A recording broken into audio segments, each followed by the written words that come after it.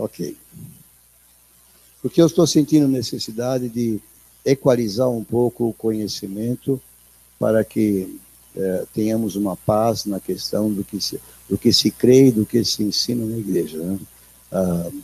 Há algumas coisas que eu percebo que não são muito bem assimiladas na minha maneira de ver.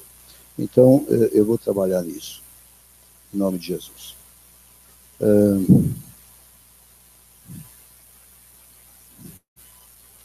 Esta música que cantamos, eu gostaria que, se a gente pudesse cantá-la, de novo só no refrão, e só com o acompanhamento de órgão do piano, né? Eu nem sei se é piano, teclado, órgão, o que foi. Porque tem muitas coisas que funcionam aí. E nós vamos cantar o refrão. Vou mergulhar nas águas do Espírito. Pode ser sentado mesmo. Eu quero que fique bem marcado isso hoje. Vou mergulhar nas águas do Espírito, quero beber dos teus rios e saciar a sede da minha alma. Vou mergulhar nas águas do Espírito, quero beber dos teus rios e saciar a sede da minha alma. Quero ir mais fundo, Senhor. Deixa o teu rio me levar. Quero ir mais fundo, Senhor. Deixa o teu rio me levar.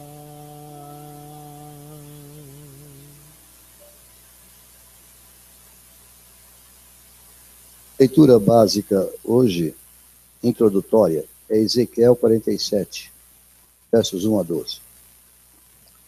Título, se você quiser pôr aí, quem faz gravação aí, O Rio das Águas Vivas. Subtítulo, A Confissão de Pecados e o Crescimento. Ezequiel 47. Antes de ler, eu quero orar.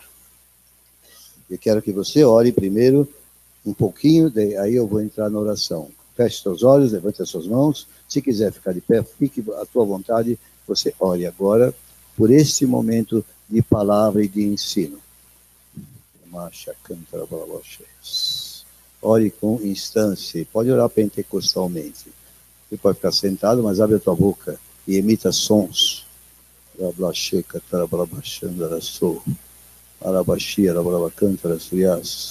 Aleluia, Senhor. Santo e bendito. Pai amado, em nome de Jesus, quero fluir no teu espírito, nesta palavra.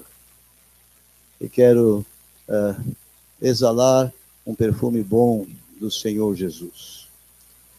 E quero andar em muita mansidão, que essa palavra seja doce, embora forte e firme. Que ela possa produzir um refrigério e um alento para as pessoas que estão aqui, Pai, em nome de Jesus. Opera o reino de Deus nestas vidas. Modifica-nos, transforma-nos, aperfeiçoa-nos, em nome do Senhor Jesus. Amém? Então vamos ler o texto. Depois disto, o homem me fez voltar à entrada do templo, e eis que saíam águas de debaixo do limiar do oriente, porque a face da casa dava para o oriente, e as águas vinham debaixo, do lado direito da casa, do lado sul do altar. Ele me levou pela porta do norte e me fez dar uma volta por fora até a porta exterior que olha para o oriente, e eis que corriam as águas do lado direito. Saiu aquele homem para o oriente, tendo na mão um cordel de medir. Mediu 1000 côvados, e me fez passar pelas águas, águas que me davam pelos tornozelos. Mediu mais 1000, e me fez passar pelas águas, águas que me davam pelos joelhos. Mediu mais 1000 e me fez passar pelas águas, águas que me davam pelos lombos. Mediu ainda outros 1000, e era já um rio que eu não podia atravessar, porque as águas tinham crescido, águas que se deviam passar a nado, rio pelo qual não se podia passar. E me disse, viste isto, filho do homem? Então me levou e me tornou a trazer à margem do rio. Tendo eu voltado, eis que à margem do rio havia grande abundância de árvores, de um e de outro lado. Então me disse, estas águas saem para a região oriental e descem a campina e entram no mar morto, cujas águas ficarão saudáveis.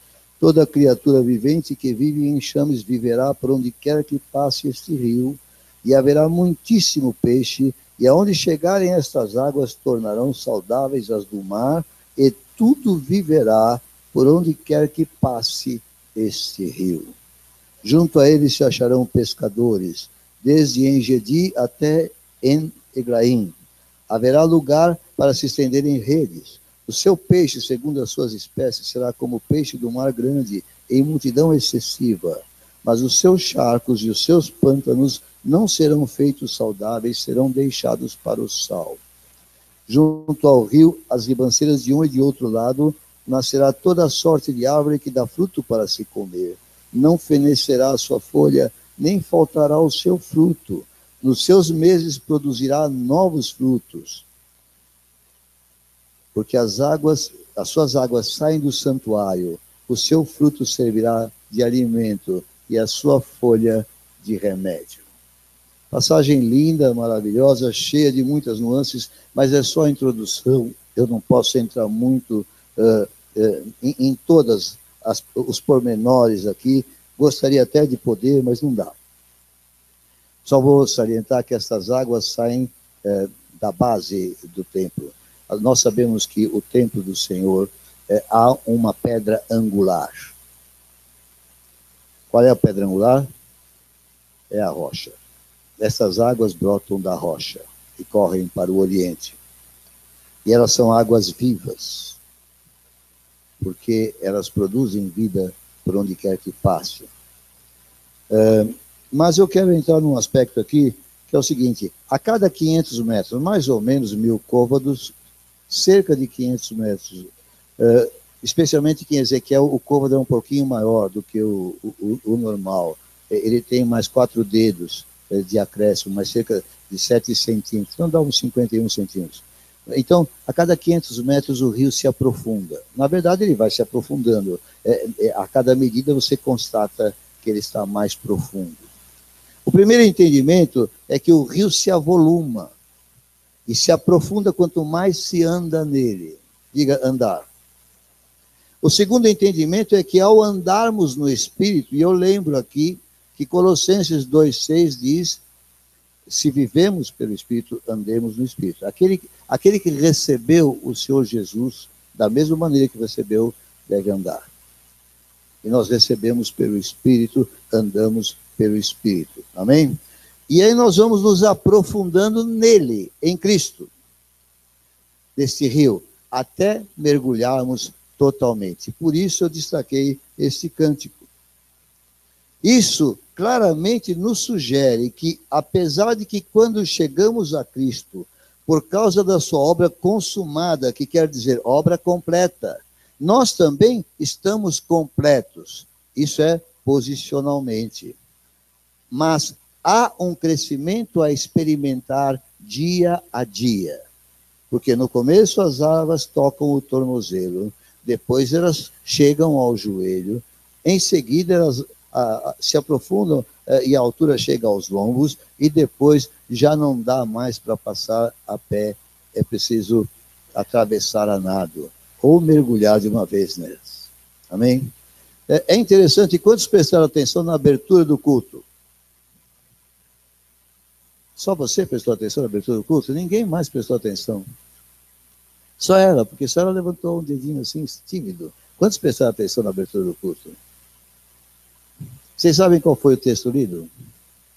Estava escrito aqui na minha planilha, Efésios 2. interessante. Vamos lá. Deus fala nesse lugar. Para mim, ele fala, é isso mesmo que eu mandei pregar, porque está aqui. Eu tenho minha segurança com Deus, pela maneira que o Espírito Santo faz as coisas. E eu vou destacar o verso 6, e vou começar daqui, porque domingo passado aconteceram algumas coisas muito abençoadas, e eu quero começar daqui. E juntamente com ele nos ressuscitou, e nos fez assentar nos lugares celestiais em Cristo Jesus. Amém? Eu vou ter que chamar a que fez o papel de Cristo Jesus aqui. Quem fez o papel de Cristo Jesus? Então, Silvio, vem aqui, pega uma cadeira dessa que está vazia. Mas eu vou te poupar hoje. Eu vou te poupar. Porque eu quero 3 exemplos. Então não vai dar, ele só tem 2 joelhos. Então pega uma cadeira azul, põe aqui, por favor. Também a Bíblia não fala que sentamos no colo, porque são milhões de salvos em Cristo, e eu não creio que caibamos todos no colo de Jesus. Põe bem encostado aqui atrás para ficar aqui, encosta bem aqui atrás, isso. Aí. Agora eu preciso de 3. Tem que caber naquela cadeirinha pequena. O Rivaldo diz que cabe.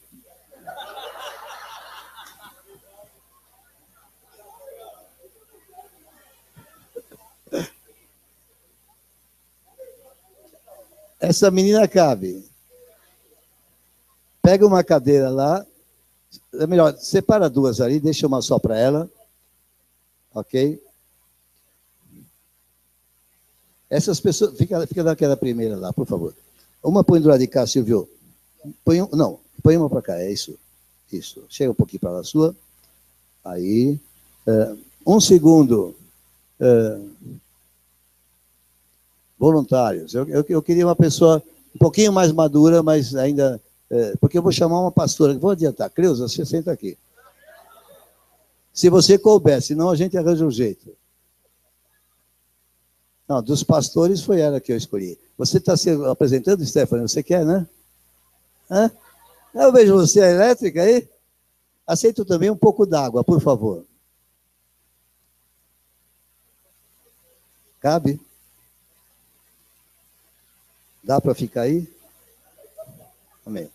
Agora eu quero alguém para o meio ali. Você quer ficar lá? Não, eu quero... Eu queria um jovem, mas magro. Você cabe na cadeira lá? Aleluia. Senta lá, Edgar, por favor. Vocês vão entender por que eu chamei 3. Ali.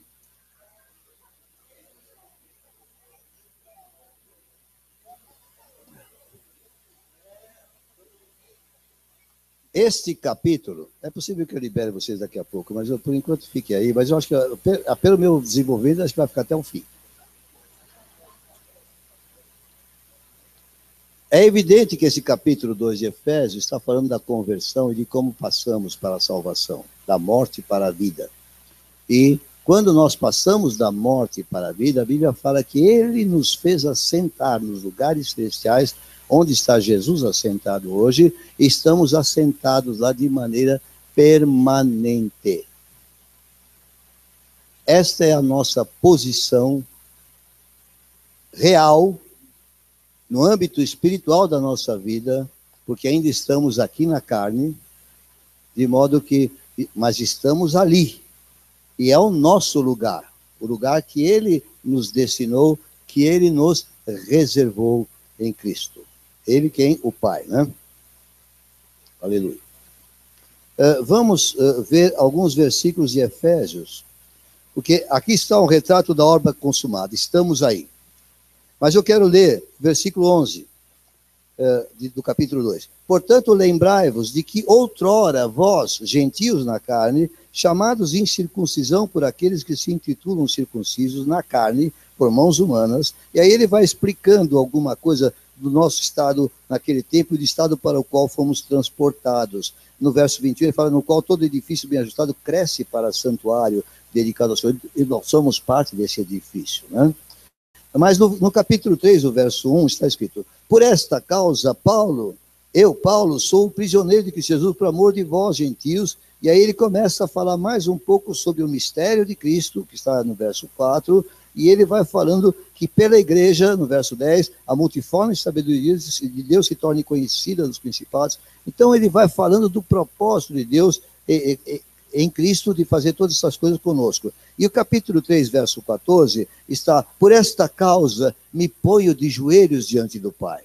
E ele vai orar por estes que passaram por aquela transformação que está descrita no capítulo 2, de 1 a 10. Saíram daqui da terra e foram sentar lá. Por estas pessoas, verso 15 ao 19, Paulo fala o seguinte para estas pessoas. Leiam, presta bem atenção no que estou lendo. É Bíblia? Se você não ouve o que eu falo, você não aprende, vai para casa e fala, tudo é chato. Bem, faça como achar. Verso 15. De quem, uma Bíblia é melhor, de quem toma o nome toda a família. Se precisa aprender para a escola, não é aqui, Deus não abençoa. Eu ensino isso para os meus filhos e deu certo para eles. Deus abençoa quando nós vemos as coisas de Deus na hora de Deus e quando fazemos as coisas nossas na nossa casa, na nossa hora. É assim que funciona. De quem toma o nome toda a família, tanto no céu como sobre a terra, para que, segundo a riqueza da sua glória, vos conceda que sejais fortalecidos com poder. Estes camaradas aqui, no seu lugar devido, fixamente para sempre, do qual eles não podem ser retirados, eles têm que ser fortalecidos e com poder. A obra não era completa? Mas é em Cristo que eles vão ser fortalecidos, porque ele vai falar aqui. Mediante o seu espírito, no homem interior, aqui na terra, no homem interior. E assim habite Cristo no vosso coração. Ele já habita. Mas Paulo ora para que esta habitação seja progressiva, seja frutífera, que ela produza crescimento. Pela fé no vosso coração, estando vós enraizados, que quer dizer arraigados, e alicerçados em amor, a fim de poder compreender com todos os santos qual é a largura e o comprimento e a altura e a profundidade, e conhecer o amor de Cristo, que excede todo entendimento, para que sejais tomados de toda a plenitude de Deus. Queridos, esta menina é nova, ela experimentou coisas do Espírito Santo, eu vi ela recebendo coisas do Espírito Santo, mas é evidente, ela não está cheia de toda a plenitude, embora ela esteja completa pela obra de Cristo. Dá para entender? Esse moço já tem um pouco mais de vivência. Às vezes ele pensa que já sabe tudo, mas depois ele cai em si e percebe que não sabe tudo isso. Mas nós todos somos assim como ele. Mas ele cresce para ser mais cheio do Senhor, para ser mais cheio da plenitude de Deus. Esta mulher é da intercessão, ela já é pastora, mas ela sabe que ela ainda tem muito que andar, tem muito que aprender. Ela sabe que tem as suas vaciladas de vez em quando, porque ela é mulher, não como todos nós, como parte de nós, né? Mas é homem ou mulher, como todos nós aqui somos. Amém? Há um crescimento, há um fortalecimento necessário para sermos cheios da plenitude. Pergunta: eles estão completos já agora? Mas para viver aqui, né, neste corpo, eles estão completos no propósito de Deus, segundo a sua palavra? Estão completos ou não? Ainda não. Há um fortalecimento, há um crescimento, há uma plenitude a ser alcançada. Precisa entender as coisas como estão escritas na Bíblia. Uma coisa está escrita na Bíblia, a outra também está. Ou não? Se vocês forem em casa, eu posso discutir mais com vocês e mostrar em muito mais quantidade. Mas eu separei umas coisinhas a mais aqui para vocês entenderem. Do ponto de vista de Deus, se cada um deles morresse agora, eu não estou pedindo isso e nem quero isso, eu peço que Deus passe isso para outra data mais para frente, bem mais para frente, mas do ponto de vista da salvação, se partirem para o Senhor, agora estão totalmente prontos, não há o que acrescentar. E no que trata de receber de Deus o que Deus provê para os seus filhos, também já estão completos, porque neles já está o seu Espírito, que é quem nos conduz a todas as coisas. Dá para compreender isso? No entanto, nem todos crescem de forma igual. Agora não estou usando eles como exemplo, mas você pode olhar ao seu lado ou olhar para si mesmo. Você percebe que há uma diferença de crescimento, não é uniforme conforme a cronologia, conforme o tempo decorrido. Nós vamos ver isso com um pouquinho mais de detalhe já. Mas há um fortalecimento necessário, e eu quero ser cheio da plenitude. E eu coloquei como refrão aqui para ficar bem marcado. Nós não estamos falando sobre esses detalhes doutrinários, nós estamos falando da nossa sede e nosso anseio. Então nós vamos cantar outra vez o refrão. Vou mergulhar nas águas do Espírito, se o Fábio tiver paciência. Eu não vou pedir para você ficar sentado lá o tempo todo, porque vai ficar demais. Mas eu creio que marcando bem esse cântico, nós vamos guardar essa mensagem. O nosso anseio é mais do que termos sido salvos. Eu quero mergulhar nas águas do Espírito. Eu quero beber dos rios do Senhor. Eu quero saciar a sede da minha alma. Eu quero ir mais fundo com o Senhor. Eu quero ir na totalidade com Ele. Quantos querem? Então cante que você quer isto. Vou mergulhar nas águas do Espírito, quero beber dos teus rios e saciar a sede da minha alma.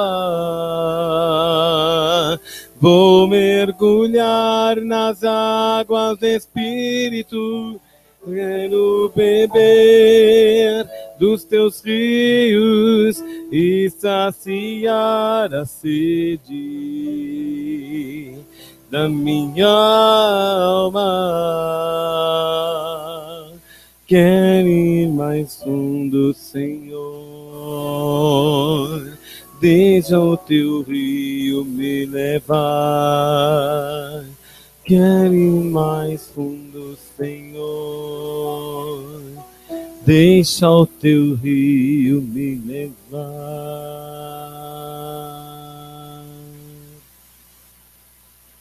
Vou fazer uma breve interrupção aqui.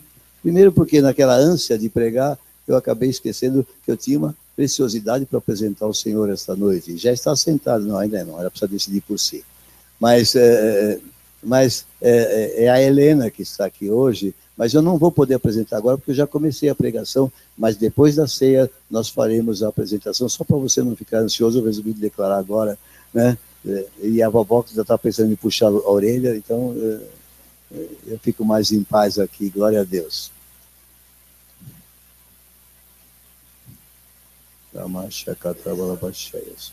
E eu peço ao Senhor que me dê a sabedoria de lidar com esse assunto, porque eu não quero ser visto agora como aquele bravo que é sempre testemunhado aqui, mas como uma pessoa doce que quer trazer as coisas do Espírito Santo para todos nós. Para que você receba bem esta palavra, você tem que entender uma coisa que certa vez uma grande avivalista chamada Catherine Kuhlman declarou numa das suas palestras, numa das suas ministrações, e ela estava um pouco incomodada com a atitude de muitos no auditório, não é o caso de vocês, mas estava acontecendo lá, que pareciam, como se costuma dizer, desapercebidos, que estavam, parece que, distraídos com muitas coisas, mais preocupados em tirar fotografia, fazer um selfie. Não, naquele tempo não tinha. Estavam preocupados com outras coisas, e ela disse, olha, eu vou dizer para vocês uma coisa que pode ser surpreendente. Vocês se consideram pessoas reais. Todos aqui são reais? Tem alguém imaginário? Tem algum fantasminha? Mas eu quero dizer para vocês que o Espírito Santo é mais real para mim do que qualquer um de vocês aí assentado. E ela disse, mas ele é extremamente sensível, de modo que eu não aceito essa atitude. Eu não estou agora censurando a atitude de vocês não estavam agindo mal. Só estou dando como exemplo, porque o Espírito Santo é extremamente sensível. Quer mergulhar nas águas do Espírito? Você tem que respeitar essa sensibilidade dele. Há certas coisas que não combinam com o Espírito Santo. E quando elas estão em nós, apesar de nosso lugar ser lá, sentado nos lugares celestiais em Cristo, ele não opera poder em nossas vidas. Vocês sabem disso? Se não sabiam, entendam. Ele é uma pessoa. E a Bíblia fala, não entristeçais o Espírito Santo de Deus. E formalidade é maravilhoso. Mas desleixo com o Senhor não serve. Desleixo com o Senhor não serve. E eu quero falar aqui bem mansamente, como um de vocês, como um chegado. Porque é preciso olhar para o Senhor como Ele é. Ele não é comparável a mim ou a você. Ele está muito acima. E nós precisamos ter essa sensibilidade para não ferirmos a sensibilidade dele. Por isso, muita coisa em nós entristece o Espírito de Deus. E nós devemos pensar um pouco nisso quando nós estamos conhecendo que estamos sentados. É importante saber que estamos sentados, é fundamental, porque é a nossa segurança, é a nossa identidade. Nós somos isso.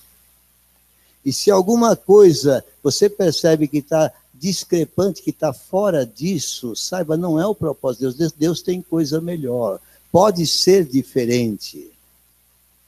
Nós podemos nos aproximar na ação e na vida corrente desta posição maravilhosa onde o Senhor nos colocou. Posso ouvir um amém? Aleluia.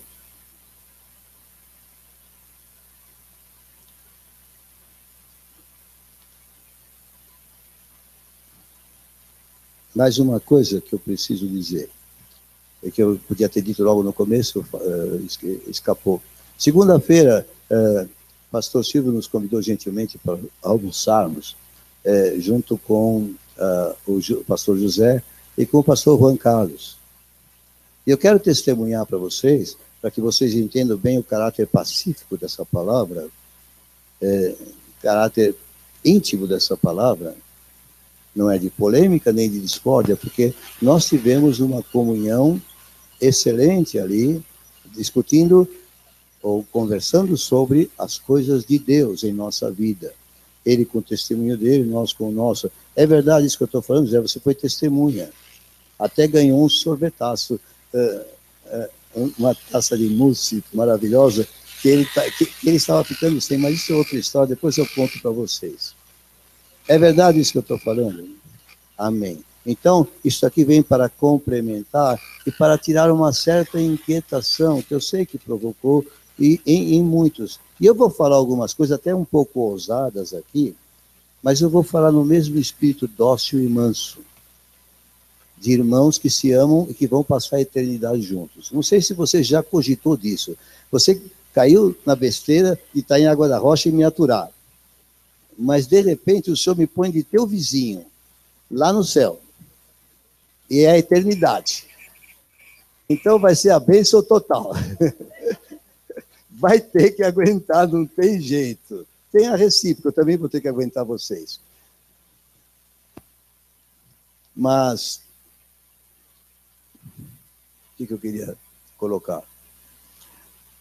Então, nada desta palavra é por causa de uma pessoa. Há uma coisa que o Espírito Santo faz conosco e também ouvimos muita coisa. Eu sei sentir, mas sei também ouvir a ansiedade do povo. Então, isso que eu estou ensinando é porque muitos necessitam. Não é porque é para mim que está falando comigo. Não, não é, eu não uso isso. E ainda que fosse usar, seria legítimo se estou ensinando a outros. Mas eu preferiria ficar ensinando a cada um em particular. Eu não vou fazer isso numa plateia pública. Se eu trago aqui, é porque é uma necessidade que eu sinto como pastor desta igreja, que esta igreja precisa firmar estes conceitos. E a palavra conceito é muito própria aqui. Amém? 1 Pedro 2, 1 e 2.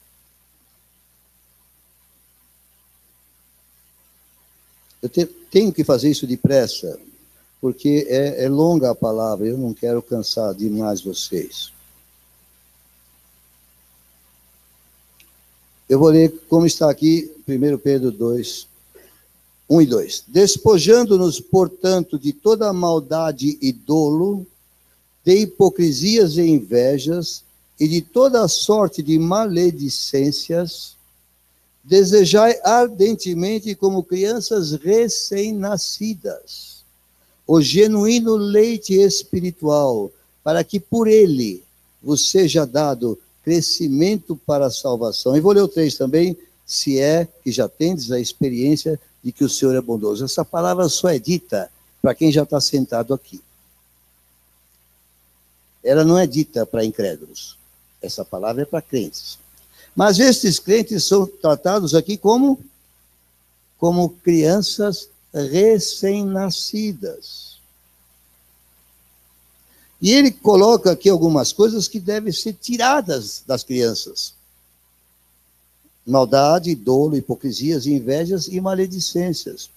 Porque no conceito de Deus, o crente, conforme vai amadurecendo em Cristo, vai se fortalecendo e vai chegando à plenitude, estas coisas já não afetam tanto. Embora tenha que testemunhar que a idade não é condição pela qual nós estejamos livres dessas coisas, totalmente.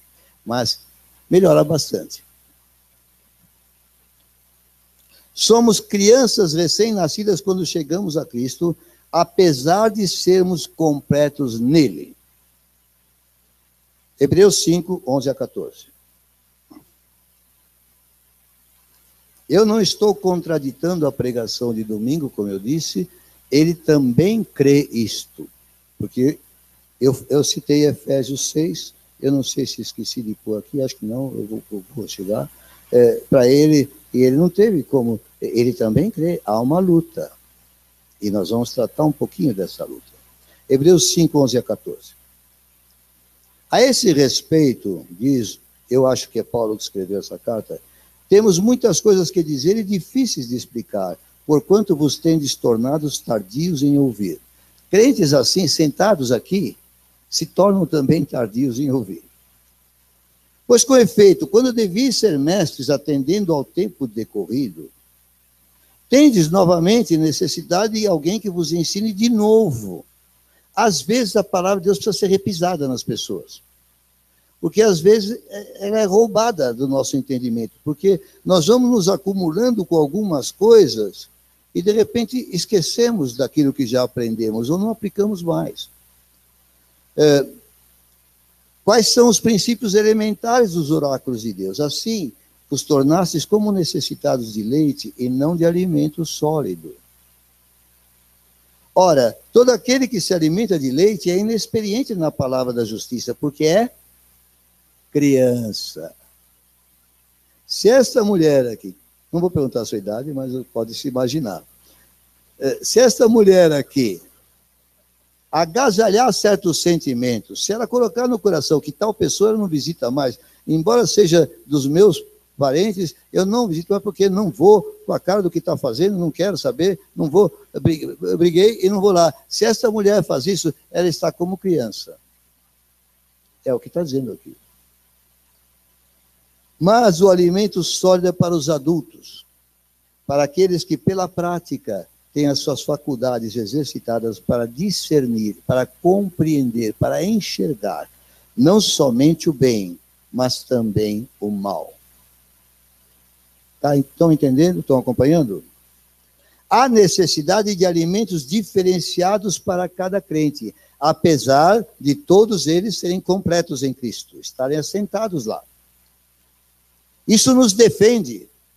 aquele aspecto da pessoa escondida atrás de Jesus é real, porque ele é nosso advogado. Quando nos provocam o adversário, inimigo, demônios, Satanás, quando eles nos provocam, se nós corrermos para o refúgio de Cristo, se nós nos escondermos, porque eu posso dizer assim, ele está me atacando, vamos bem cá, vem me enfrentar aqui, vou cair do cavalo, vou apanhar. Mas se eu corro atrás de Jesus, ele é o meu advogado, ele levanta a voz e o outro tem que se calar, porque está debaixo dos pés. Mas se eu me atrever a enfrentá-lo, ai de mim. Muitos já fizeram isso e têm experiência. Eu, graças a Deus, não passei por isso, porque me ensinaram desde cedo a não abrir espaço. Mas aqui diz que a prática é que determina o crescimento. Prática do quê? Prática da palavra do Senhor. Quando Jesus fala da casa edificada sobre a rocha, só se fala do lar. Mas você pode colocar a sua vida. Quando era edificada sobre a rocha, ela não cai com a ventania e com a tempestade. Mas qual é a característica dela que a qualifica como edificada sobre a rocha? É aquele que ouve a palavra e pratica. É evidente que aquela menina, o seu nome que eu esqueci agora, Maria, é a Duda. Isso. Né? A Duda não teve muito tempo de praticar, mas espero que você já esteja praticando, porque é ela que vai te dar firmeza. Eu espero que este homem Edgar esteja praticando a palavra. E eu espero que a Cleusa não pare de praticar a palavra, porque eu sei que ela já praticou bastante. Amém? Eu ia falar para cantarmos outra vez, mas vocês querem cantar mais um pouco? Fábio, eles querem cantar. Isso vai me ajudar também a dividir o tempo do cumprido que é a palavra. Então, mas não é com essa finalidade, é para nós bebermos mesmo, para nós mergulharmos, para nós lembrarmos de mergulhar. Você tem que mergulhar no Senhor amanhã cedo, quando se acordar. Você tem que mergulhar amanhã cedo, a hora que se acordar. Hoje, quando for dormir. Agora também.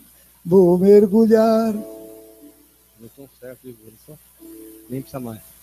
Vou mergulhar nas águas do Espírito, quero beber dos teus rios e saciar a sede da minha alma. Vou mergulhar nas águas do Espírito, quero beber dos teus rios e saciar a sede da minha alma. Quero ir mais fundo, Senhor.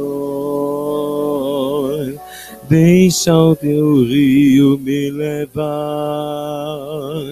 Quero ir mais fundo, Senhor. Deixa o teu rio me levar.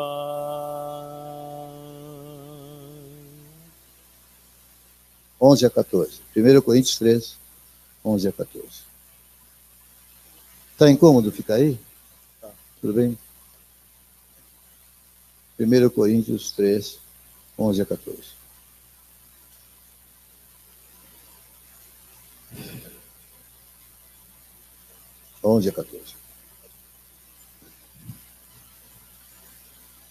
Verso 11. Porque ninguém, diga ninguém, nem esse pastor, nem vocês, pode lançar outro fundamento além do que foi posto, o qual é Jesus Cristo. Está aqui o fundamento. Estão assentados nos lugares celestiais em Cristo. Ninguém pode lançar outro fundamento. Contudo, há uma edificação sobre esse fundamento.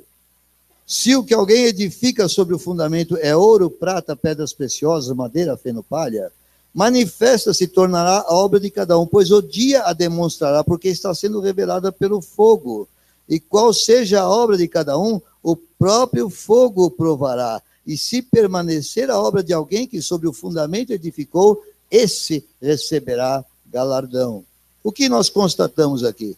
Nós vemos que a Bíblia ensina claramente que, apesar de serem iguais posicionalmente, não serão iguais o tempo todo, mas haverá um tempo que haverá diferença de avaliação entre crentes. Apesar de que todos nós chegamos a Cristo e estamos completos nele, haverá um tempo em que a avaliação vai constatar diferenças. Dá para compreender isso? É claro isto? Então, amém. O que significa tudo isso em relação ao nosso dia a dia? Andar é a palavra-chave. Então, você pega em 1 João 1.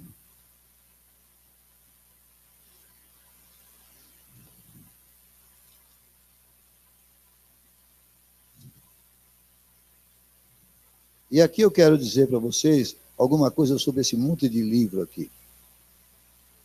Estou começando a chegar neles. Alguns se lembram que eu mostrei a vocês 3 livrinhos. Queremos ver a Jesus, a senda do Calvário e enchei-vos agora. O ensino deles é básico e é precioso. Alguns aqui compraram porque eu indiquei. Quantos aqui já têm isso aí, já leram? Foi bênção para você? Esclareceu muita coisa para a sua vida? Muita coisa que você tem dúvida, você não precisa ir na minha casa sentar-se ali, embora me dê prazer se você fizer isso. Não precisa, porque aqui você vai encontrar respostas preciosas. E algumas dessas coisas que eu vou falar agora estão contidas num desses livros. Permito eu tomar um pouco d'água?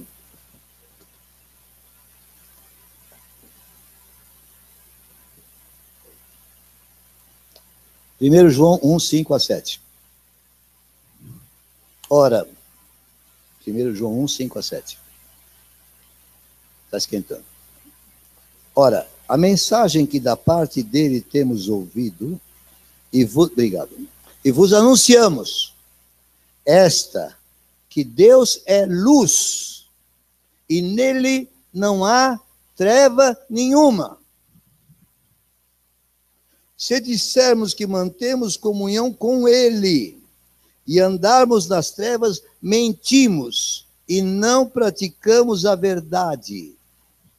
Se, porém, andarmos na luz, como ele está na luz, mantemos comunhão uns com os outros. Olha a sua volta, uns com os outros. Sem exceção. E o sangue de Jesus, seu Filho, nos purifica de todo pecado. Tem um C. Professora Regiane, o que significa este C? Hein? É uma condição. Se não mantiver, se não andar na luz, não tem comunhão. Nem uns com os outros, nem com o Senhor. Mas não estou sentado aqui, tá? Mas não tem comunhão. Porque Deus é luz. E se você está cometendo trevas, não dá. Quebra. É palavra de Deus. E bem explicada. Comunhão é a senha. Andar na luz é andar na verdade. Eu me exponho ao Senhor como numa tomografia e ele vê tudo. Até o mais interior. E ele sabe se eu estou na luz ou não. Por que eu digo ele sabe? Porque a nossa percepção é um pouco relativa, é um pouco difícil. Você vai entender isso daqui a pouquinho. Comunhão é a senha. O sangue é a chave. Diga, o sangue é a chave. Porque ele fala, e o sangue de Jesus, seu Filho, nos purifica do todo pecado. Quando é que o sangue de Jesus nos purifica de todo o pecado? Quando nós andamos na luz. Mas não é quando recebemos Jesus, não. Ele nos perdoa todos os pecados, passados, presentes e futuros. Por isso estamos sentados aqui. Mas quando fala de purificação, está falando do nosso caminhar. Você está limpo? Se não lava os pés, como está escrito em João 13, e ensinado ali. Porque no caminhar, há sujeira que se agrega. Ah, então me lava inteiro, disse Pedro. Não, você já está limpo. Mas precisa lavar aquilo que se apega a nós enquanto andamos. Diga, enquanto andamos. Está bem claro isso? Eu acho que mais claro que isso... Está claro para você, Duda? Tá difícil de entender? Não está, né? Você é esperta. E aqui entra um assunto muito importante que tem na Bíblia. Chama-se quebrantamento. Quantos já passaram por um quebrantamento real na sua vida? Pode levantar a mão, por favor. Eu já passei por vários quebrantamentos. E louvo a Deus por cada um deles. O que quebra quando temos um quebrantamento? Quebrantamento é bem de quebrar. O que quebra em nós quando temos um quebrantamento? Antes da vontade. Hein? A serviço. Mas que outra palavra podemos usar? O orgulho. Onde está alojado o orgulho? Em que lugar? No eu. Diga, no eu. O que quebra num quebrantamento é o eu. O eu fala, eu sou, eu posso, eu estou bem, eu estou em Cristo, estou sentado lá, não tenho que prestar satisfação para ninguém. Tem gente que se garganteia desse jeito. Mas quebrantamento é do eu. Quem é que nos leva ao quebrantamento? Segundo a Bíblia, o Espírito Santo, porque ele é que convence do pecado. Ele que convence do erro. É só o Espírito que pode produzir um quebrantamento. Uma palavra áspera de alguém pode provocar alguma coisa em nós. Mas quebrantamento, segundo Deus, é o Espírito Santo que produz. Amém? Mas ainda que ele nos quebrante, ainda que Deus nos pressione, a escolha é minha. Diga, a escolha é minha. Por mais que o Espírito Santo te quebrante, você tem que decidir e escolher. Às vezes você não escolhe porque você está enxergando errado a situação. E você não quer se curvar. Às vezes você não se curva porque você quer continuar fazendo aquilo que é gostoso, na sua opinião. E a coisa vai ficando. A pergunta que sobra dessa primeira observação é: queremos andar na luz? Vou fazer a pergunta mais direta. Você quer andar na luz? Você quer andar na luz? Você quer andar na luz? Não responda para mim, responda para você e responda para Deus. Eu não preciso saber disso. Não estou preocupado, não é isso que me move. O que me move é o que movia Paulo a orar pelos Efésios. Andrew Murray, um homem muito abençoado no passado, ele disse a seguinte coisa: da mesma forma que a água sempre procura e enche o ponto mais baixo, assim, no momento em que Deus encontra você humilhado e vazio, a sua glória e poder correm para dentro de você. Essa posição de humilhado e vazio não é porque Deus quer nos humilhar, quer nos pôr no pó como um capacho. É porque esse esvaziamento é necessário do nosso eu para que o Espírito Santo nos encha. Alô? Está bem acompanhado? 1 João 1,6. Voltando ao texto. Aqui diz que se dissermos que mantemos comunhão com Ele e andarmos nas trevas, nós mentimos e não praticamos a verdade. João 3,20, Jesus fala uma coisa sobre os seres humanos. João 3,20. Conseguiram achar? Mas mantenha 1 João aí. Pois todo aquele que pratica o mal aborrece a luz e não se chega para a luz, a fim de não serem arguidas as suas obras. Então não quer chegar perto dos crentes, não quer chegar perto dos chatos que exortam, não quer chegar perto de uma pregação do pastor, por quê? Porque está gostando de fazer aquilo e não quer ser perguntado sobre o que está fazendo.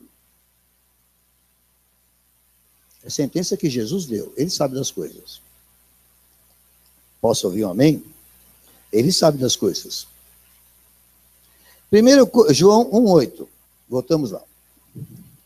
Se dissermos que não temos pecado nenhum, a nós mesmos nos enganamos e a verdade não está em nós. Por favor, com coragem, com ousadia. Não precisa declarar o que foi. Mas quantos aqui já passaram por um momento em que chegaram à conclusão que estavam vivendo uma mentira sobre si mesmos? É mais comum do que se pensa. O auto-engano é terrível. Porque a Bíblia fala da consciência que ela precisa ser boa, além de ser limpa. Boa significa que ela está em pleno funcionamento. Não é como a minha ventoinha que estava estragada. Ela tem que estar boa para funcionar. E quando nós enganamos a nós mesmos, nós vivemos a nossa mentira e passamos a acreditar nela. E finalmente, 1 João 1,10, finalmente nada, tem muita coisa para frente. Finalmente nesse pedacinho, né? Se dissermos que não temos cometido pecado, fazemos-lo mentiroso e a sua palavra não está em nós. Ah, mas a minha doutrina diz que eu não preciso me preocupar com isso. Está fazendo Deus de mentiroso. Por que ele diz que precisa se preocupar? Ele falou que você precisa se preocupar com isso. Então, primeiro você tenta enganar os outros. Depois você engana a si mesmo. Depois você joga a culpa em Deus. Não, o senhor está enganado sobre mim. Como o senhor pode estar enganado sobre mim? Ele sabe tudo. Eles são dos corações. Pergunta para vocês. Qual é o remédio que a Bíblia dá para essa situação terrível? Que é uma situação de decadência. Começa aqui na comunhão e vai perdendo e vai chegando ao ponto de dizer, não, Deus não sabe o que está falando. Qual é o único remédio que a Bíblia apresenta para essa situação? Hein? Responda com coragem, por favor. Você não está muito baixo, ninguém está ouvindo. Tem uma palavra que diz isso, chama-se confissão. Esta é a palavra. Confissão. Está em 1 João 1,9. Se confessarmos os nossos pecados, Ele é fiel e justo para nos perdoar os pecados e nos purificar de toda injustiça. O ser é uma condição. Se eu não confessar, o que acontece? Não acontece a purificação. Purificação não trata do nosso relacionamento, não trata da nossa posição em Cristo. Trata da nossa relação com o Senhor no dia a dia, aqui. É disso que trata. A confissão lida com o nosso andar em Cristo. Alô? Está entendendo? Eu queria que você lesse também Tiago 5,16, para não achar que confissão só está aqui na Bíblia. Não, ela está aqui também. E vai mais longe, porque aqui a confissão é diretamente ao Senhor. Em Tiago, capítulo 5, verso 16, diz assim: confessai, pois, os vossos pecados uns aos outros, e orai uns pelos outros. Caramba! Confessar para outra pessoa não é um assunto meu com Deus? A construção da língua portuguesa dessa frase indica o que, Regiane? Que se eu não confessar, se eu não tiver esse hábito de lidar de me expor, de me abrir uns com os outros, o que acontece comigo? Eu corro o risco de não ser curado, porque aqui diz confessai para serdes. É isso, Fábio? Confessa para ser curado. Que evangelho é esse? É o da palavra de Deus. Quando você fica doente, você quer pedir isso para você. Vem orar por mim. Volto a dizer, que sempre disse, nem toda enfermidade é por causa de pecado. Claro, mas há casos. E aqui diz mais, muito pode, por sua eficácia, a súplica do justo. A grande tragédia, essas dúvidas, é que nós não sabemos o que é confissão. E aqui eu vou dizer novamente, com toda a mansidão, eu vou dizer como alguém que quer ajudar e não que quer apontar, não pode. E eu quero dizer para vocês, em nome de Jesus, que todos os que estão ensinando hoje devem continuar ensinando. Porque eu, quando comecei a ensinar, glória a Deus, o Senhor botou algumas pessoas corajosas no meu caminho que falaram, você vai ensinar. Eu olhei para mim e falei, mas não sei nada. Era essa a minha situação lá na presbiteriana. Mas me mandaram ensinar. O que eu tinha que fazer? Tinha que aprender. E sabe o que aconteceu de extraordinário? Quando eu me dispus a aprender, o Espírito Santo começou a operar como mestre na minha vida. Ele começou a me ensinar tudo. Tudo isso que eu aprendi nesse processo.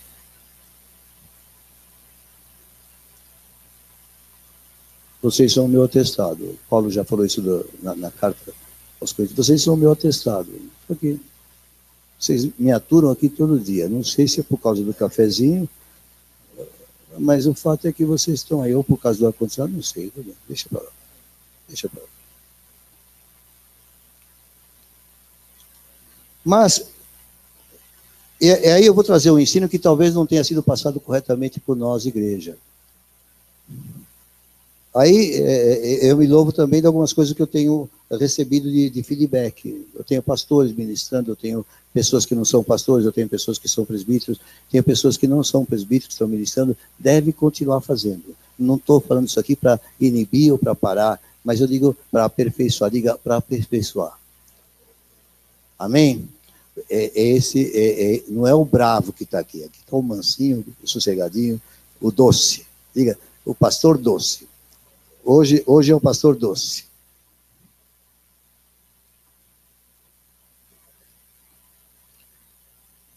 Há uma coisa que eu observo, até em presbíteros e até em pastores, ensinando passos básicos sem conhecer conceitos transferíveis. Vou explicar a estrutura. Quando a cruzada estabeleceu um material para evangelizar e edificar pessoas, ela começou com as 4 leis e estabeleceu o conjunto das pregações de Bill Bright que foram condensadas em conceitos transferíveis. Então, passos básicos não existia. Passos básicos veio muito depois, quando eles começaram a fazer encontros de edificação nas casas e perceberam que para novos crentes precisava abreviar um pouco aquele conceito, porque ficava muita coisa, tinha que ensinar muita Bíblia de uma vez, e os conceitos precisavam ser aprendidos rapidamente. Então, foi feita uma condensação dos conceitos que se transformaram naquilo que hoje nós temos nas nossas mãos, que são os passos básicos. Mas muitas coisas que estão nos passos básicos não estão explicadas, ensinadas, e não podem, então, ser transmitidas por alguém que vai ensinar passos básicos sem conhecer os conceitos, porque vai faltar entendimento. É claro isso para vocês? É certo que vai faltar entendimento? Se eu não estudei a lição do professor, eu pego só a lição do aluno, fica difícil. Você que é da área de faculdade, essas coisas, vocês sabem disso que a gente está falando, amém?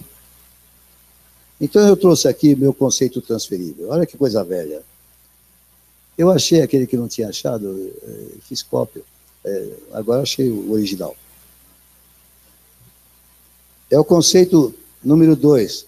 Como experimentar o amor e o perdão de Deus. Mas antes de entrar nele, eu quero abrir a minha Bíblia Scofield. Eu vou apresentar a Bíblia Scofield. Essa é a Bíblia Scofield. Essa Bíblia Scofield é uma preciosidade, é uma riqueza. Infelizmente vocês não acham, mas se acharem em algum sebo, comprem, porque é muito boa. Ela é espanhol. Temos aqui a tradutora. Cadê ela? Talvez você tenha que vir aqui traduzir. Não, acho que não precisa. Romanos, capítulo 1, verso 16.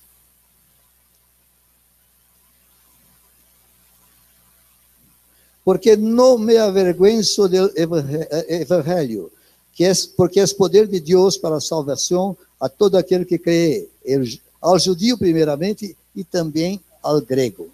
Esquece aqui o espanhol e concentre-se na palavra. Não me envergonho do evangelho, porque é o poder de Deus para a salvação. Não me envergonho do evangelho, porque é o poder de Deus para a salvação. E aqui eu vou ler a nota de rodapé completa, mas vou tentar ler já em português, para não produzir um mal-estar em vocês. As palavras originais, grega e hebraica, traduzidas salvação, implicam as ideias de liberação, segurança, preservação, cura e saúde. Esta palavra salvação inclui ideias de liberação, de segurança, de preservação, de cura e de saúde. Salvação é a grande palavra inclusiva do Evangelho, quer dizer, ela inclui uma série de conceitos bíblicos. Ela reúne e expressa em si mesma todos os atos e processos redentores, tais como, presta atenção, processos redentores, diga processos redentores. Isso que você ouve falar aqui são processos redentores, são processos da redenção. Justificação, redenção, graça, propiciação, imputação, perdão, santificação e glorificação. É desde o comecinho da nossa vida de crente até lá, porque glorificação é lá. A salvação tem 3 tempos ou aspectos. E é essa parte que eu quero salientar agora. Presta bem atenção. O crente já está salvo. Do quê? Já está. Eles já estão salvos. Do quê? Estão sentados com Cristo. Do que eles já estão salvos? Hein? Do quê? Em relação ao pecado. Do quê? Da culpa e da pena. Eles não estão salvos da escravidão do pecado. Eles estão salvos da culpa e da pena. Eles não têm mais culpa porque já foram justificados e não vão sofrer pena porque já estão nos lugares celestiais. Esse é o estado. Essa é a posição. Essa é a posição, relacionamento, não o estado. Vamos em frente. Há uma série de textos aqui, eu vou pular. E ele está seguro na sua salvação. Nessa situação, ele está seguro da sua salvação. Mas, há um segundo tempo. O crente está sendo salvo. Do que o crente hoje, do que você hoje está sendo salvo? Em relação ao pecado. Hein? Do hábito e do domínio do pecado. Agora, eu esqueço aquela situação. Neste corpo, o pecado ainda reina. A minha alma é muito suscetível à tentação. Eu preciso ser salvo do hábito do pecado e do domínio dele sobre esse corpo. Quem tem hábitos perniciosos ligados ao uso do corpo sabe do que eu estou falando. Do que é essa escravidão. Mas eu sou crente, paciência, você é escravo disso, porque você precisa ser liberto desse domínio. Há libertação para esse domínio, mas você ainda não a alcançou, apesar de estar assentado com Cristo nos lugares celestiais. É realidade da vida ou não é? Ou você vai mentir?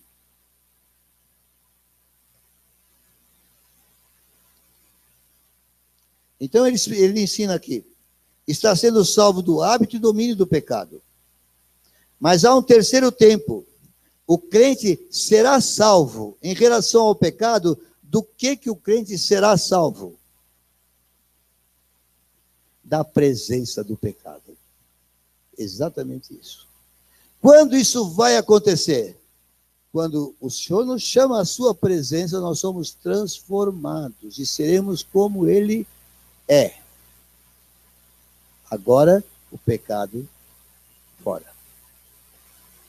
Este é o ensino sadio, bíblico, a respeito desse assunto e bate perfeitamente com a nossa experiência pessoal. Amém? Agora, o segundo estágio, o crente está sendo salvo do hábito e do domínio do pecado. Eu quero dizer para você, esse é o campo da confissão de pecados. E agora eu vou abrir o conceito. Páginas 44 e 45. Por que eu vou na página 44? Porque durante as páginas anteriores, ele está ensinando em forma de pregação. Mas na página 44 e 45 tem um esboço ampliado. E nesse esboço ampliado, ele trata da confissão do pecado especificamente. Eu vou começar pela parte D. Vou começar mais para o fim, depois eu volto. Por que confessamos o pecado? Nós já não estão pagos? Você não está sentado em Cristo? Por que eu preciso confessar? Primeira coisa, a confissão não é a busca de um novo perdão. O perdão já foi dado. Se você morrer com esse pecado, você vai para o céu. Incrivelmente, na mente humana, o homem não consegue compreender bem isso. É graça absoluta. Fala. Hein? Mas eu não quero entrar, senão alonga. Obrigado. Entretanto, a confissão é uma expressão de fé. Diga, expressão de fé. E um ato de obediência. É a manifestação de que eu estou quebrantado. O Espírito Santo me mostrou o pecado, ele me entristeceu e eu não quero mais. E eu vou dizer para Deus, o Senhor tem razão.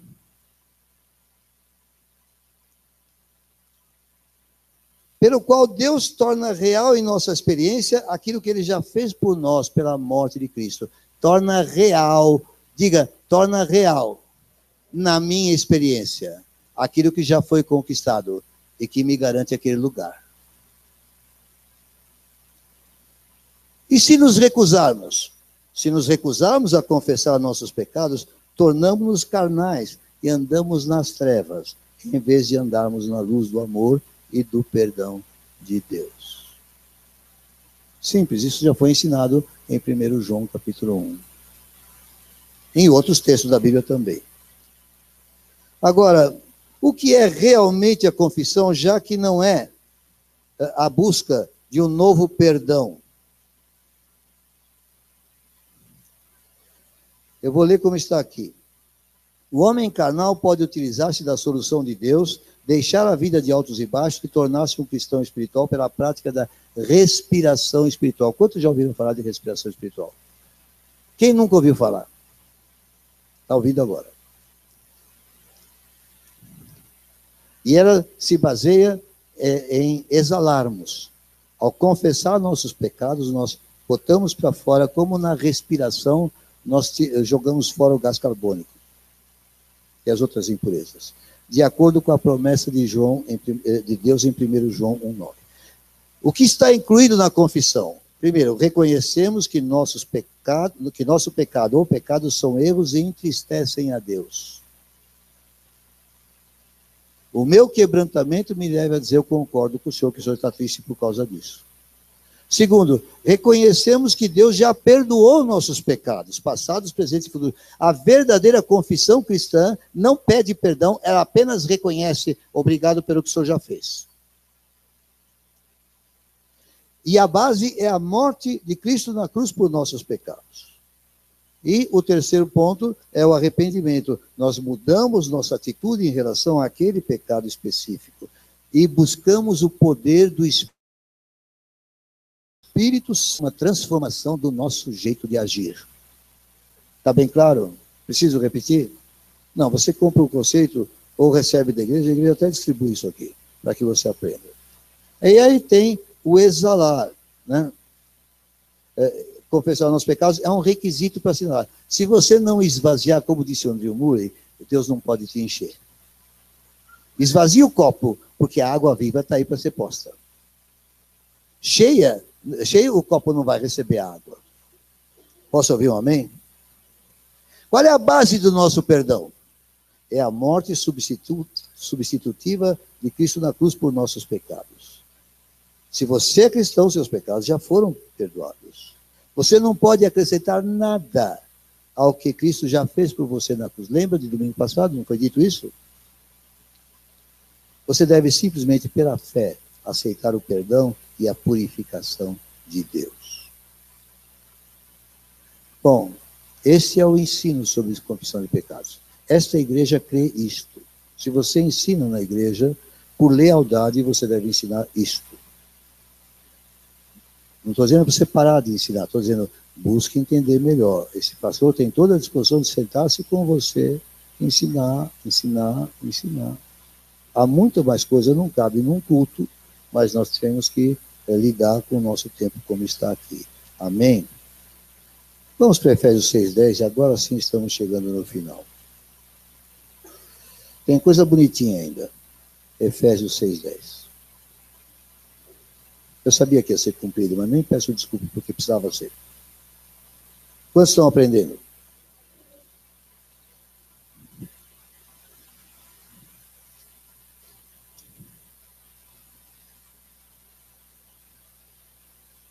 Acharam Efésios 6,10? Quanto ao mais, sede fortalecidos no Senhor e na força do seu poder. Revesti-vos de toda a armadura de Deus, para poderes ficar firmes contra as ciladas do diabo. Volta a olhar para cá, e volta para domingo passado. Eles estão em Cristo. Cristo é esse aqui? Ele tem um corpo e tem os pés. Quem é o corpo de Cristo? Somos nós, a igreja. Onde está o diabo em relação a Jesus? Está debaixo dos pés deles? Se nós somos o seu corpo, está debaixo dos nossos? Mas aqui está dizendo que você tem que ficar firme contra a cilada do diabo. O fato real de você estar aqui não implica em dizer que não há cilada. A Bíblia que fala isto. Exorta você a ficar firme. E diz mais o quê? Para você tomar o quê? Vestir o quê? Toda a armadura de Deus. Agora, você vai pegar uma espada que você aprendeu a manejar, ou uma metralhadora, ou um arco e flecha que você aprendeu a tirar com ele? Qual é a resposta? Você vai fazer isso? Não. O que você vai pegar? Hein? Não é nem a palavra. Parece, ela está contida, porque Jesus é o verbo, é a palavra. Mas se você olhar essa armadura, ela nada mais é do que a própria pessoa do Senhor Jesus, da qual você pode se revestir. Porque a Bíblia fala, e vos revestisse de Cristo. Vestir essa armadura é tomar tudo o que é de Jesus, que é teu, porque ele mora em você. Agora, o diabo está debaixo do seu pé. Porque contra Cristo ele não pode nada. Quantos concordam com isso? Ele não pode nada. Mas contra esse de carnal, ele faz assim um piparote comigo. Por isso, eu preciso me revestir de Cristo. Vocês não sei se vocês pensaram, é o cinturão do quê? A verdade. Quem é a verdade? A couraça da?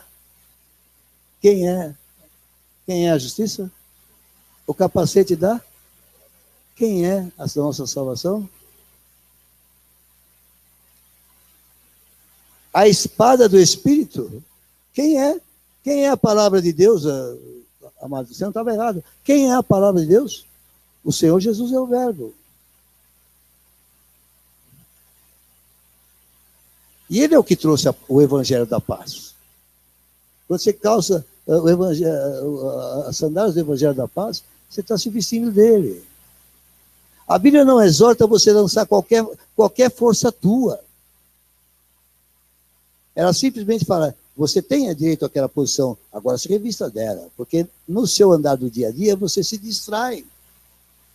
Só eu que me distraio. Você nunca se distrai. Quantos aqui podem dizer, eu nunca me distraio? Levante a mão. Pô, ninguém quer levantar a mão agora.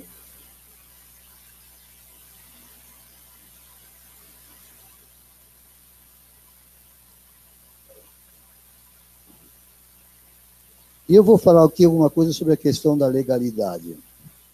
Mas eu tinha aqui um livro que eu quero recomendar também é do Scofield. Eu não sei se está fácil de encontrar, mas a Silmara tinha comprado alguns, eu vou levar para casa porque o meu sumiu. Se alguém está com o meu livrinho manejando bem a palavra da verdade, por favor, me devolva. Porque ele tem uma apresentação diferente dessa, e eu gosto daquela apresentação, não dessa. Mas o conteúdo é bom. Eu vou abrir aqui, numa página escolhida, na página 35, ele fala que há 5 juízos. E aqui fala o juízo dos pecados dos crentes que já foram julgados.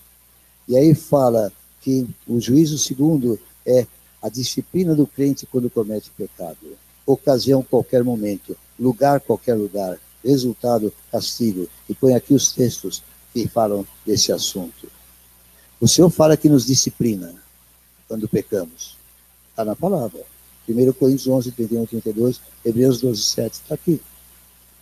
Esse livro eu recomendo.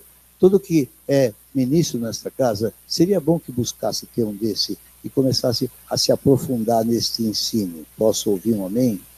Mas ele fala mais, ele fala sobre lei e graça. Coisa tremenda.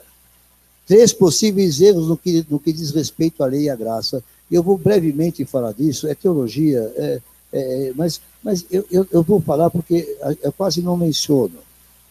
Há uma maneira de pensar que chama-se antinomianismo. O nome é difícil. Essa doutrina nega toda a regra sobre a vida dos crentes. E tem gente hoje que ainda prega essa doutrina. Os salvos pela graça de Deus, segundo ela, absolutamente sem a exigência de mérito algum, eles dizem, não estão obrigados a viver uma vida santa. Quantos concordam com essa teoria? Não faz sentido. Os textos bíblicos, Tito 1,16, no tocante a Deus, professam conhecê-lo, entretanto o negam por suas obras. É por isso que são abomináveis, desobedientes e reprovados para toda boa obra. Gente que professa conhecer e só faz besteira é reprovado. E outro texto, Judas, versículo 4, pois certos indivíduos se introduziram com dissimulação, os quais desde muito foram antecipadamente pronunciados para esta condenação. Homens ímpios, que transformam em libertinagem a graça de nosso Deus e negam o nosso único soberano e Senhor Jesus Cristo. Está aqui, essa é uma. Outra é cerimonialismo. Exige que os crentes observem as ordenanças levíticas. A forma moderna desse erro é o ensino de que as ordenanças cristãs são essenciais para a salvação. Alguns indivíduos que desceram da Judéia ensinavam aos irmãos, se não vos circuncidardes, segundo o costume de Moisés, não podeis ser salvos. É um outro tipo de erro no qual nós, pela graça do Senhor, não caímos. Mas há um terceiro erro, que é chamado galacianismo. E esse foi mencionado domingo passado. Estou lendo por causa desse. Mistura a lei e a graça e ensina que a justificação é em parte pela graça e em parte pela lei. A justificação não é um modo de vida, é a justificação. Ou ensina que a graça é dada para capacitar o pecador desvalido a guardar a lei. Não é para isso que ela é dada. Contra tal erro, o mais difundido dos três, temos a resposta terminante de Deus nas solenes advertências, na lógica incontestável e nas declarações enfáticas da Epístola às Gálatas. Vocês se lembram desse texto. Quero apenas saber isso de vós. Recebestes o Espírito pelas obras da lei ou pela pregação da fé? Qual é a resposta? Pela pregação da fé. Sois assim insensatos, que tendo começado no Espírito, estejais agora vos aperfeiçoando na carne. Admira-me que estejais passando tão depressa daquele que vos chamou na graça de Cristo para outro evangelho, o qual não é outro, senão que há alguns que vos perturbam e querem perverter o evangelho de Cristo. Mas ainda que nós, ou mesmo um anjo vindo do céu, vos pregue o evangelho que vá além do que vos temos pregado, seja maldito. Os textos a seguir podem ser úteis em proporcionar uma visão panorâmica. Aí ele começa a dizer o que é a lei, o uso legal da lei, etc. Se você gostou do que eu li, busque ter um desse para aprender. Amém? E agora eu vou finalizar realmente falando da questão da legalidade. Lia, por favor, você está preparada? Acordei você? Apague uma das luzes só. Eu só coloquei aqui algumas naturezas de pecado, alguns tipos de pecado que corriqueiramente os crentes praticam. Ok? O que significamos quando dizemos legalidade? Você dá uma legalidade para o diabo. Ele tem um pretexto para lançar mão de você. Você se desveste de Cristo e ele te ataca e te atinge num flanco da tua armadura. E agora você está lá sofrendo retaliações. Eu não gosto de estabelecer uma doutrina em cima disso, mas a prática mostra que quando nós damos lugar ao diabo, ele toma posse. Aliás, dar lugar ao diabo é uma palavra bíblica. Eu não separei esse texto aqui. Não deis lugar ao diabo.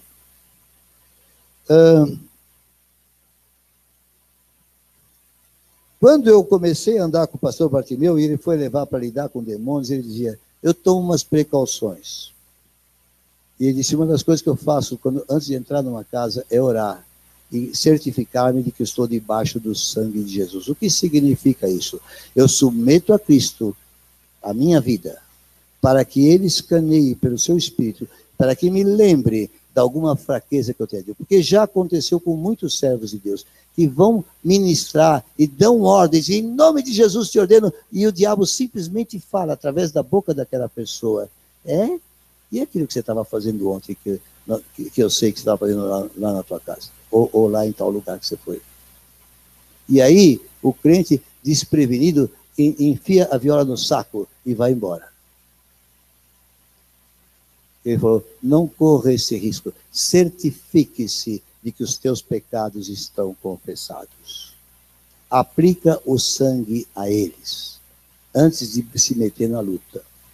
Eu vou dizer mais, fique pronto, porque eu fui pego em lutas sem estar prevenido que ia entrar em luta. No escritório me chamaram, estava lá uma endemoniada. Se eu não estivesse preparado, o diabo podia jogar na minha cara um pecado que ele conhecesse. Eles têm uma rede de comunicação. E eles sabem.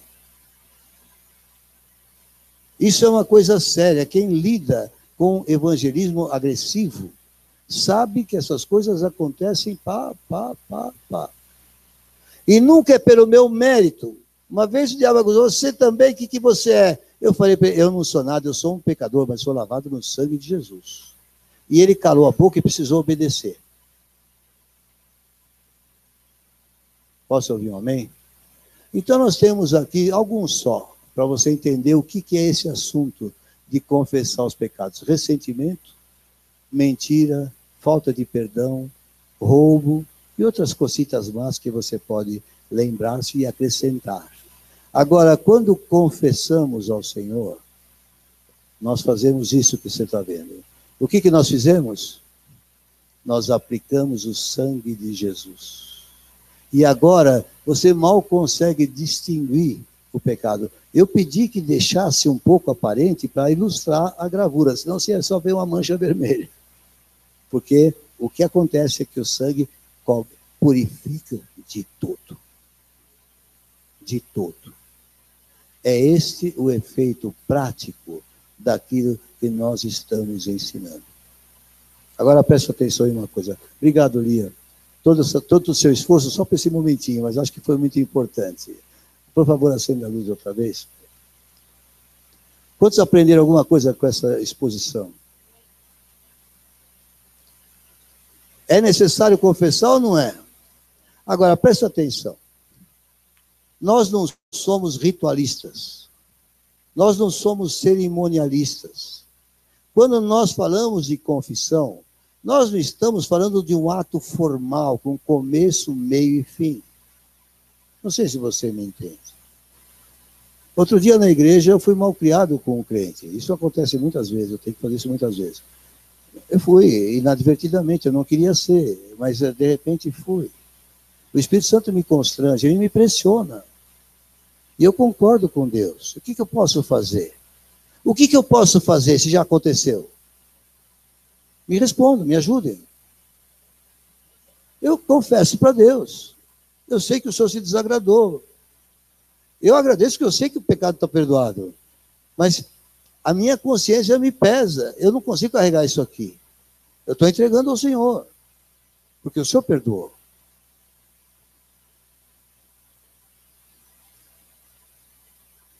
E se eu defraudei alguém, eu vou à pessoa para dizer, você me perdoe também.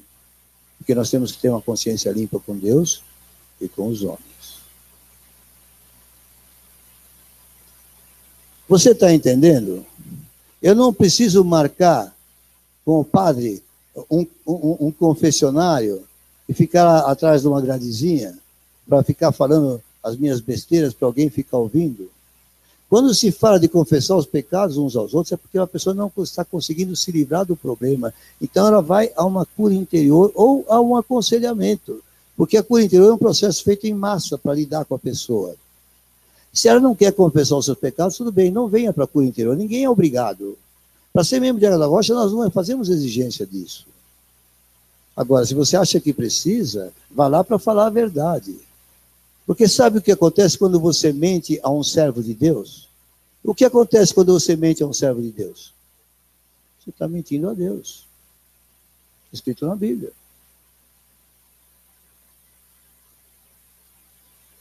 Posso ouvir um amém? Agora, é saudável andar na comunhão uns com os outros.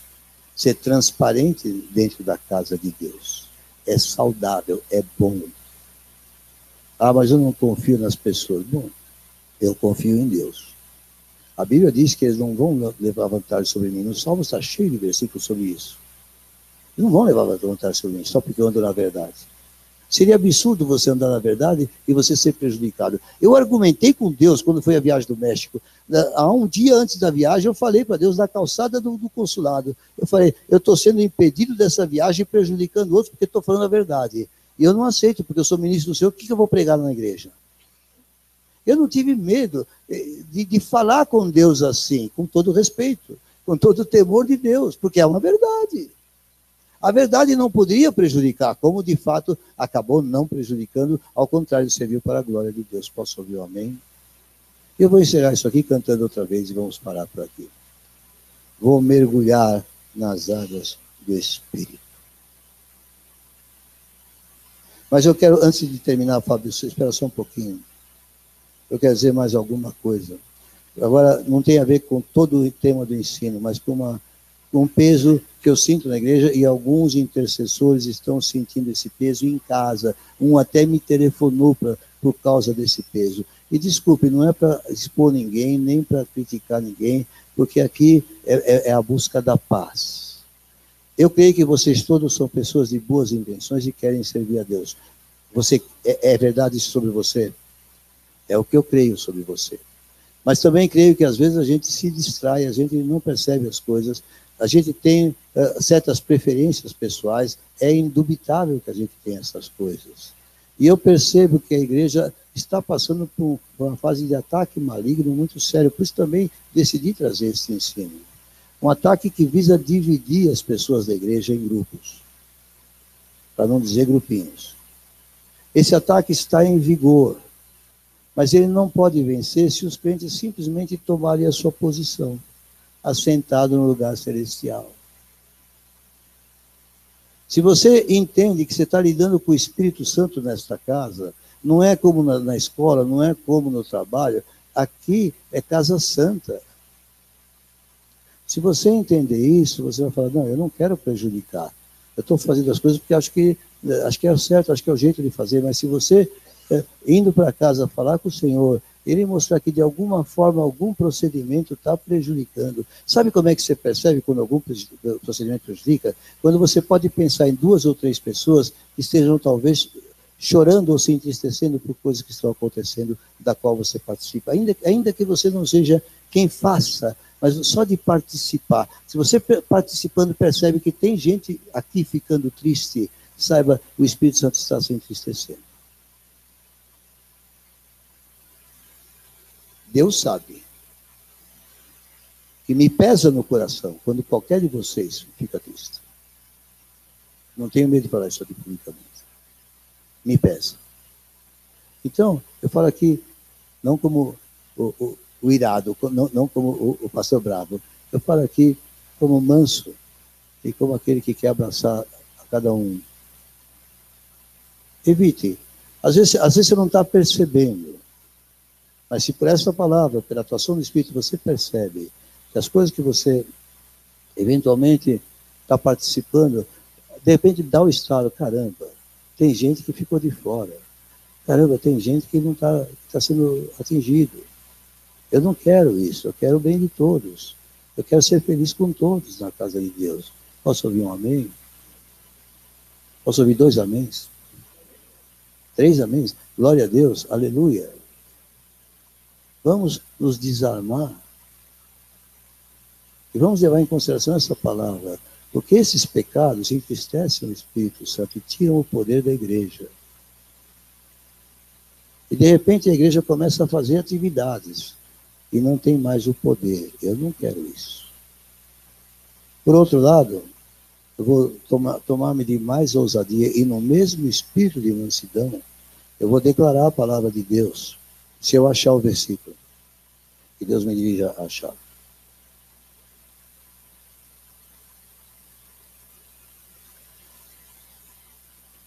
Porque eu não preparei lá no escrito, veio isso para mim depois.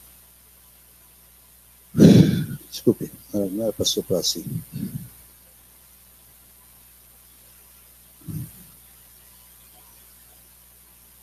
Onde que está esse texto, caramba?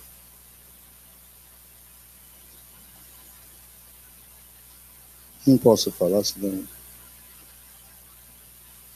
não tem a chave bíblica aqui.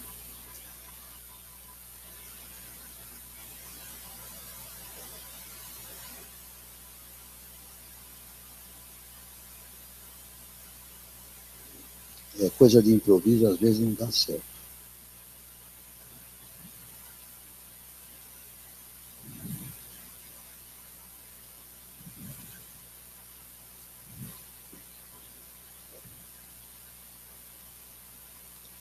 Você tem chave bíblica? Denúncia. Denúncia. Denúncia. Alguém me ajuda. Denúncia. Eu vou falar em geral, não sei quem ou quens, quantas pessoas, mas eu sei que tem rolado alguma coisa e eu quero preservar a igreja, porque se você de repente for participante, como se fala quando a pessoa não é agente, mas está do lado e está ouvindo, não, cúmplice é é a pessoa que ele se torna conivente, mas às vezes entrou a participar daquilo só porque estava perto e de repente ouviu. Alguma coisa assim. Testemunha, mas não é. É que está numa roda e a coisa rola. E aí você está participando.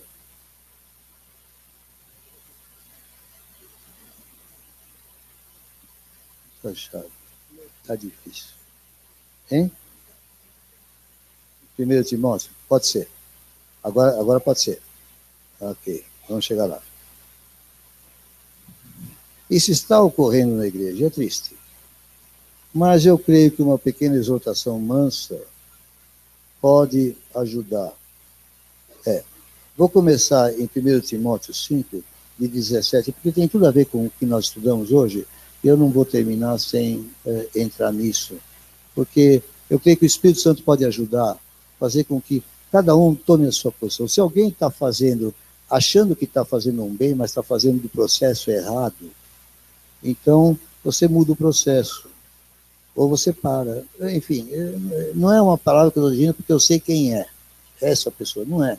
É uma coisa genérica, ensino bíblico como está aqui. Espero que você creia na minha palavra. Verso 17. Devem ser considerados merecedores de dobrados honorários os presbíteros que presidem bem, com especialidade os que se afadigam na palavra e no ensino. Pois a Escritura declara, não amordaça o boi quando pisa o trigo. E ainda, o trabalhador é digno do seu salário.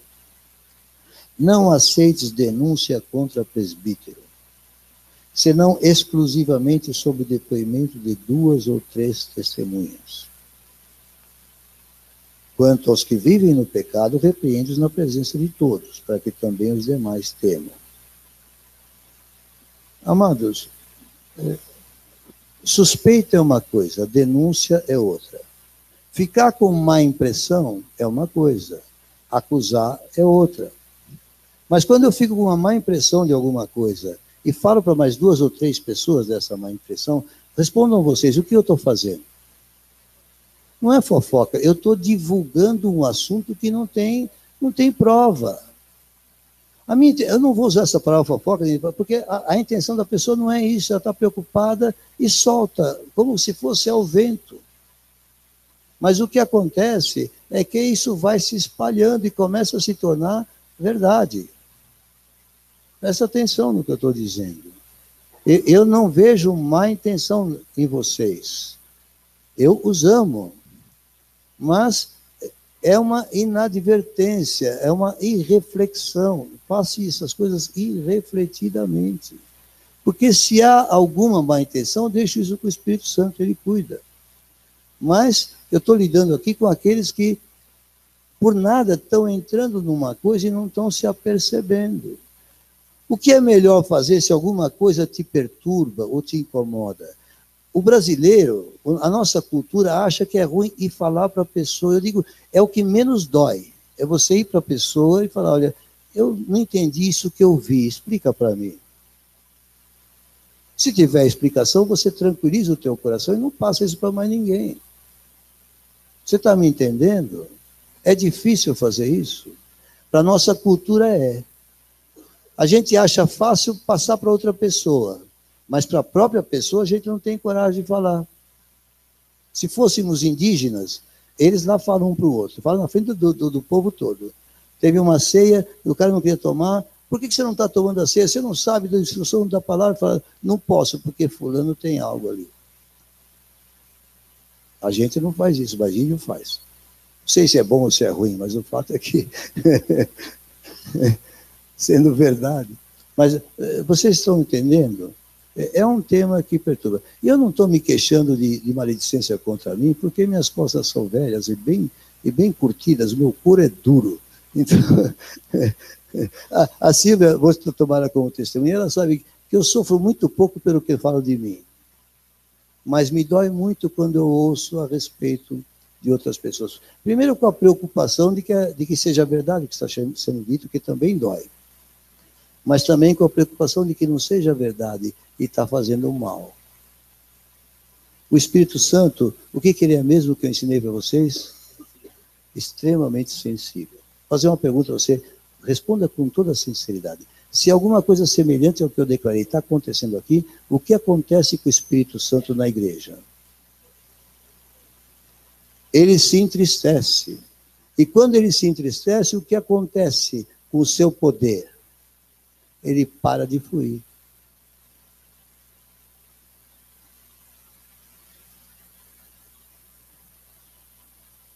Então eu tenho que ensinar e tenho que pedir, por favor, em nome de Jesus, presta atenção, você ama a igreja, você ama o Senhor primeiro, você ama a igreja, você quer que ela prospere, essa atitude não faz ela prosperar, porque entristece o Espírito Santo.